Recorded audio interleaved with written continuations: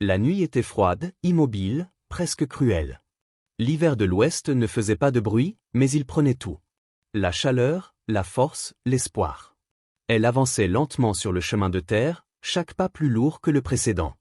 Le vent glissait contre sa robe usée, s'infiltrait dans ses chaussures fendues, mais elle continuait. Parce que s'arrêter aurait été pire.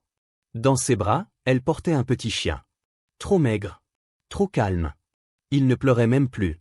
Son corps tremblait contre elle, pas de peur, mais de faim et de froid. Elle le serrait comme on serre une dernière chose au monde quand tout le reste a déjà disparu. Elle s'appelait Héloïse. 19 ans. Et déjà fatiguée comme quelqu'un qui a vécu trop longtemps sans aide. Devant elle se dressait une grande maison, solide, éclairée par une seule lampe au loin. Une maison qui ne manquait de rien. Une maison qui appartenait à un homme dont on parlait peu, sinon pour dire qu'il était riche, silencieux et seul. Elle s'arrêta devant le portail. Le chien remua faiblement, cherchant ses bras. Elle inspira profondément, comme si elle devait traverser quelque chose d'invisible. Puis elle s'agenouilla. Le sol était dur, gelé. Elle posa doucement le petit corps à terre. Aussitôt, il tenta de se relever, de la suivre, de revenir vers elle. Ses mains tremblaient quand elle sortit le papier froissé de sa poche. Quelques mots maladroits, écrits dans la douleur. Elle l'attacha au collier, lentement, avec soin, comme si chaque seconde comptait. Elle caressa la tête du chien, ferma les yeux, posa son front contre le sien. Elle ne pleura pas. Pas encore. Elle se releva. Elle recula. Puis elle se força à partir. Chaque pas arrachait quelque chose en elle. Elle ne regarda pas derrière. Parce que si elle regardait, elle tomberait. Et si elle tombait, elle ne se relèverait plus. Alors le bruit se fit entendre. Lent. Profond. Une porte qui s'ouvre dans la nuit.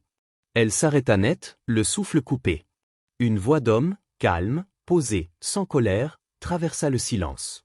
Il dit que le chien ne pouvait pas rester si celle qui l'avait protégé partait. Elle se retourna. Et à cet instant précis, sans le savoir encore, elle venait de trouver bien plus qu'un refuge. La chaleur la frappait avant même qu'elle ne comprenne où elle se trouvait. Une chaleur réelle, presque oubliée. Pas celle du soleil, mais celle d'un feu qui brûle pour quelqu'un, d'un lieu qui ne rejette pas. La porte s'est refermée derrière elle dans un bruit sourd, coupant net le vent, le froid, la nuit entière. Pendant un instant, elle est restée immobile, incapable d'avancer, comme si son corps refusait de croire que c'était permis. La pièce était simple. Des murs en bois sombre. Une table solide. Une lampe à pétrole qui projetait une lumière douce, imparfaite. Rien de luxueux. Rien d'ostentatoire. Mais tout était à sa place. Tout tenait encore debout. Le petit chien, déjà, ne tremblait presque plus. Enveloppé dans un manteau épais, il respirait lentement, profondément, comme s'il venait enfin de comprendre qu'il n'allait pas mourir cette nuit-là. Elle s'assit près du feu, les genoux ramenés contre elle.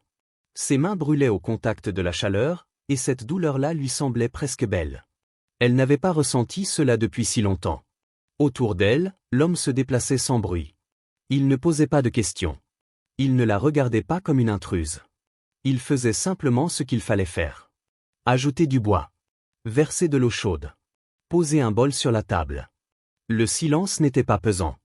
Il était respectueux. Comme si chacun comprenait que certaines histoires ne sortent pas sur commande. Elles arrivent quand le corps cesse de trembler. Quand elle parla enfin, sa voix était basse, presque étrangère à ses propres oreilles. Elle raconta une maison qui s'était vidée. Une mère devenue trop faible pour se lever. Des journées passées à échanger des heures de travail contre presque rien. Elle ne cherchait pas la pitié. Elle racontait seulement ce qui avait été. Les saisons qui n'avaient rien donné. Les nuits passées à compter les pas dehors en espérant qu'il ne s'arrête pas devant la porte. L'homme écoutait. Sans interrompre. Sans juger. Il connaissait ce genre de silence. Lui aussi avait vécu assez longtemps pour savoir que la misère n'élève pas la voix. Elle chuchote. Elle use. Elle attend. Quand elle évoqua le moment où elle avait compris qu'elle ne pouvait plus nourrir le chien, sa voix se brisa légèrement. Pas en sanglots. Juste une fissure. Elle expliqua qu'elle aurait préféré ne plus manger du tout plutôt que de le voir souffrir encore un jour. C'était tout ce qu'il lui restait. La dernière chose vivante qu'elle protégeait. Il posa alors devant elle un bol chaud. Un geste simple. Pas une promesse. Pas une dette. Juste une évidence. Elle resta à le regarder quelques secondes, comme si on lui avait offert quelque chose d'interdit. Puis elle mangea lentement. Chaque bouchée semblait la ramener un peu plus loin de l'effondrement. Ce soir-là, rien ne fut décidé. Rien ne fut promis. Mais pour la première fois depuis longtemps, elle n'avait pas peur de s'endormir. Et parfois, c'est ainsi que tout commence. Le matin arriva sans bruit. Pas de cloche. Pas de voix. Juste une lumière pâle qui glissait à travers les vitres, comme si le jour n'osait pas encore entrer complètement. Elle ouvrit les yeux lentement, surprise d'être toujours au chaud. Pendant quelques secondes, elle ne bougea pas, de peur que tout disparaisse si elle respirait trop fort. Le chien dormait encore, roulé en boule près d'elle. Sa respiration était régulière, calme. Il avait mangé. Il avait chaud. Il était vivant. Cette simple vérité suffisait à alléger quelque chose en elle. Elle se redressa, passa une main dans ses cheveux emmêlés, puis posa les pieds au sol. Le bois était froid, mais stable. Rien ne craquait comme pour la chasser. Dehors, la propriété s'étendait lentement sous le ciel d'hiver. Des chevaux broutaient dans la brume matinale, leur souffle dessinant de petits nuages blancs. Elle resta un moment à les regarder, fascinée par cette vie tranquille qui continuait, quoi qu'il arrive. Puis elle se mit au travail, presque naturellement, comme si son corps savait déjà ce qu'il devait faire. On lui montra sans paroles inutiles. Porteur du bois. Rincer des légumes dans l'eau glacée. Balayer la poussière près de l'entrée. Des gestes simples, durs, mais honnêtes. Ses muscles la faisaient souffrir, ses mains piquaient, mais elle ne se plaignait pas. Travailler lui rendait quelque chose qu'elle avait perdu, la sensation d'exister pour une raison précise. Le chien la suivait partout. Il marchait encore maladroitement, mais son regard avait changé. Il y avait moins de peur, plus de curiosité. Quand elle s'arrêtait, il s'arrêtait. Quand elle repartait, il trottinait derrière elle, comme une promesse silencieuse qu'elle n'était plus seule.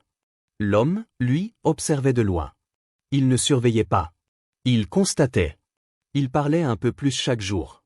Quelques mots seulement. Des phrases courtes. Mais dans ses gestes, quelque chose s'adoucissait. Il s'attardait parfois sur le seuil, regardant la jeune femme travailler, comme s'il redécouvrait une partie de la maison qu'il avait oubliée.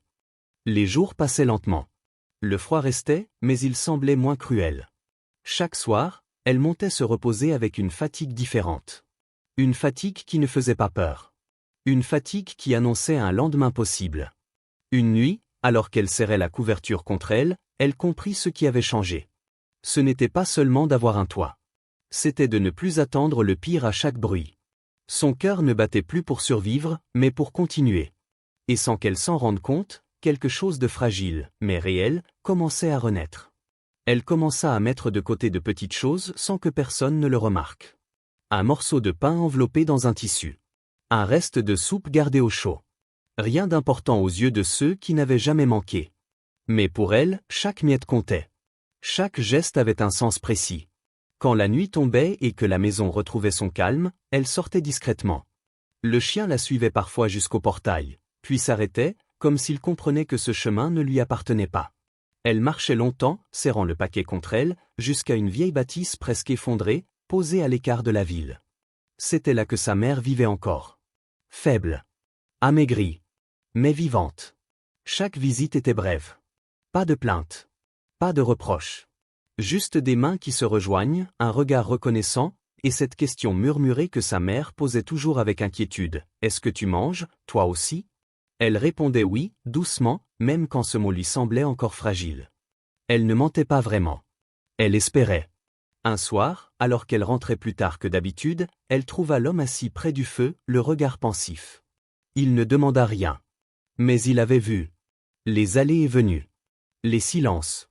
Les poches trop pleines pour quelqu'un qui n'emportait jamais rien pour elle-même. Elle s'arrêta, incertaine, prête à s'excuser sans savoir pourquoi. C'est lui qui parla, calmement. Il dit qu'il y avait des chambres vides dans la maison. Qu'il y avait de la chaleur, de quoi soigner, de quoi tenir encore un peu plus longtemps. Il ne parla pas de dette. Il ne parla pas de gratitude.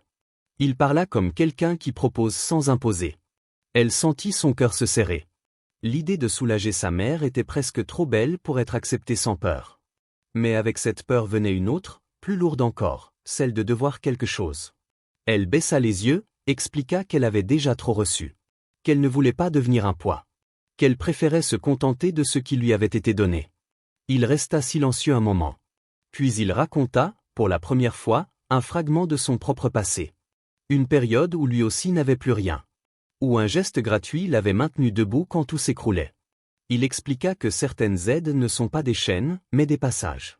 Elle comprit alors que ce qu'il offrait n'était pas une place, mais une continuité. Une façon de ne pas laisser la bonté s'arrêter là où elle commence à coûter. Elle hocha lentement la tête. Les larmes ne tombèrent pas. Elles restèrent au bord, retenues par quelque chose de plus fort, la dignité. Ce soir-là, elle sut que ce qu'elle vivait n'était pas une parenthèse. C'était un mouvement qui allait plus loin.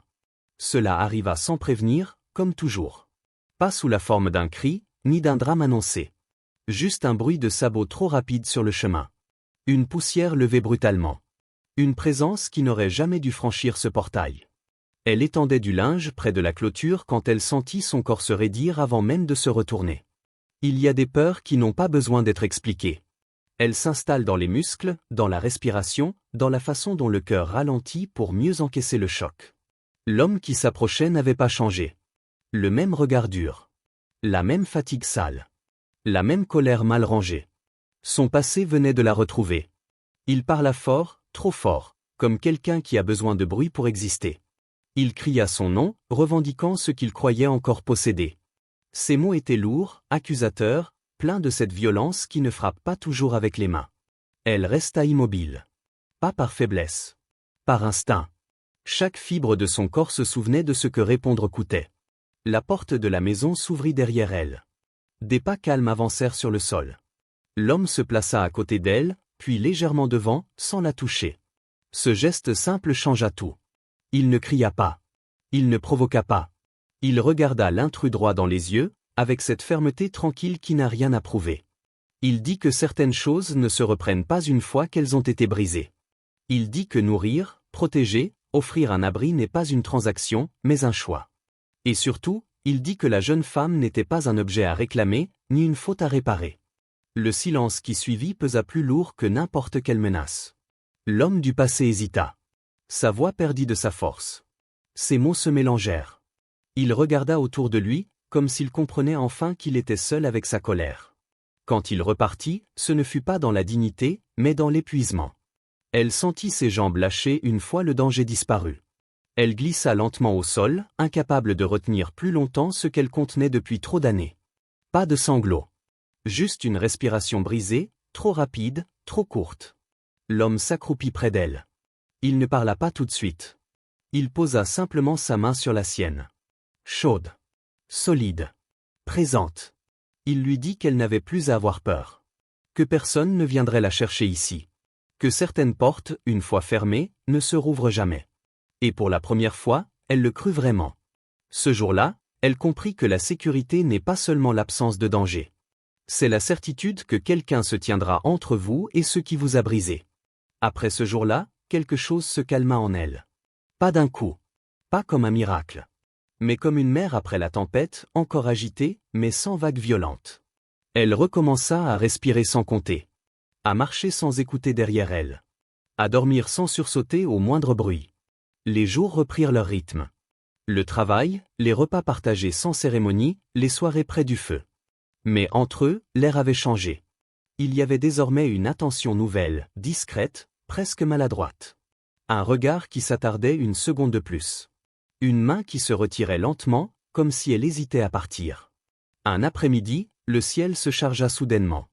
Le vent se leva sans prévenir, pliant l'herbe, faisant claquer les portes de l'écurie. La pluie arriva lourde, rapide, transformant la terre en boue sombre. Ils se retrouvèrent à l'abri, dans la pénombre chaude du bâtiment, entourés de l'odeur du foin humide et du souffle calme des animaux. Ils restèrent là, côte à côte, sans parler. Le bruit de la pluie remplissait tout l'espace, effaçant le reste du monde. Elle remarqua la trace de boue sur sa joue, laissée par la course sous l'averse. Sans réfléchir, elle sortit le tissu qu'elle gardait toujours sur elle et leva la main. Son geste était lent, hésitant, comme si elle demandait la permission sans mots. Il ne bougea pas. Ses doigts effleurèrent sa peau, essuyant doucement la terre. Ce contact, simple et respectueux, fit battre son cœur plus fort que la peur ne l'avait jamais fait. Il la regardait autrement maintenant. Pas comme quelqu'un à protéger. Pas comme quelqu'un de fragile. Mais comme une femme qui avait traversé l'ombre et qui se tenait encore debout. Le temps sembla se suspendre. Il s'approcha à peine. Assez pour qu'elle puisse reculer si elle le voulait. Elle ne le fit pas. Leurs fronts se touchèrent d'abord, timidement. Puis leurs lèvres se rencontrèrent, sans urgence, sans promesse. Ce n'était pas un baiser de manque. C'était un baiser de reconnaissance. Comme si chacun disait à l'autre, « Je te vois et je te respecte ». Quand ils se séparèrent, il n'y eut ni gêne, ni paroles inutiles. Juste un souffle partagé, et cette certitude tranquille que quelque chose venait de naître sans être forcé. Quelques jours plus tard, elle découvrit la petite maison qu'il avait construite à l'écart. Simple. Solide. Rien de grand, mais tout ce qu'il fallait. Il ne lui expliqua pas. Il ne demanda rien. Il lui montra seulement, comme on offre un espace, pas une obligation. Elle entra, posa la main sur le bois encore neuf, et comprit que ce lieu n'était pas une faveur. C'était un choix qu'on lui laissait faire. Et pour la première fois de sa vie, elle savait exactement ce qu'elle voulait. La vie ne se transforma pas d'un seul coup. Elle s'installa. Lentement. Comme une lumière qui reste allumée même quand on cesse de la regarder. Les matins devinrent plus clairs. Les nuits moins lourdes. La petite maison, posée à l'écart, respirait déjà comme un lieu habité. Le bois craquait doucement sous le vent. La fumée montait droit dans l'air froid. À l'intérieur, sa mère dormait dans un vrai lit, le souffle encore fragile, mais régulier. Il y avait des couvertures propres. Des herbes sèches près de la fenêtre. De la chaleur qui ne demandait rien en retour. Elle ne marchait plus comme quelqu'un prêt à partir. Ses épaules s'étaient redressées sans qu'elle s'en rende compte. Ses pas n'étaient plus pressés, ni hésitants. Le chien courait maintenant librement autour de la maison, fort, vif, la queue toujours en mouvement. Il n'avait plus peur de la nuit. Il savait où il appartenait. L'homme, lui, n'avait pas changé dans ce qu'il était. Il parlait toujours peu. Il observait beaucoup. Mais quelque chose en lui s'était ouvert. Il riait parfois, brièvement, comme surpris par ce son qui venait encore de lui. Il construisait, réparait, avançait. Non plus seul. Jamais vraiment ensemble non plus. Juste côte à côte, dans un équilibre simple et respectueux. Un matin couvert de brume, elle se tenait sur le seuil de la maison, regardant la terre encore humide, les collines à peine visibles au loin. Il s'approcha sans bruit et posa dans sa main un petit objet. Rien de précieux. Une corde de cuir. Un médaillon de bois, façonné grossièrement, mais avec soin. Dessus, quelques mots gravés maladroitement. Une phrase qui n'annonçait rien, mais qui confirmait tout. Elle serra l'objet contre elle, incapable de parler. Elle avait cru venir ici pour laisser quelque chose derrière elle. Elle comprenait maintenant qu'elle avait surtout été invitée à rester. Il n'y eut pas de grande promesse. Pas de serment. Juste un regard partagé. Une présence qui ne fuyait plus. Elle pensa à la nuit où tout avait commencé. À ce chemin froid. À ce geste désespéré. Elle sourit doucement. Parce que parfois, ce que l'on croit abandonner devient le point de départ d'une famille que l'on n'attendait plus. Certains foyers naissent dans la joie. D'autres dans la perte. Mais les plus forts sont ceux que l'on choisit, jour après jour, sans bruit, sans peur. Si cette histoire vous a touché, si vous avez ressenti chaque silence et chaque geste, prenez un instant pour aimer cette vidéo. N'hésitez pas à partager votre ressenti en commentaire et à la partager autour de vous. Et si vous aimez ces histoires humaines, lentes et profondes, abonnez-vous pour ne pas manquer les prochaines. Parfois, il suffit d'un petit acte de bonté pour tout recommencer.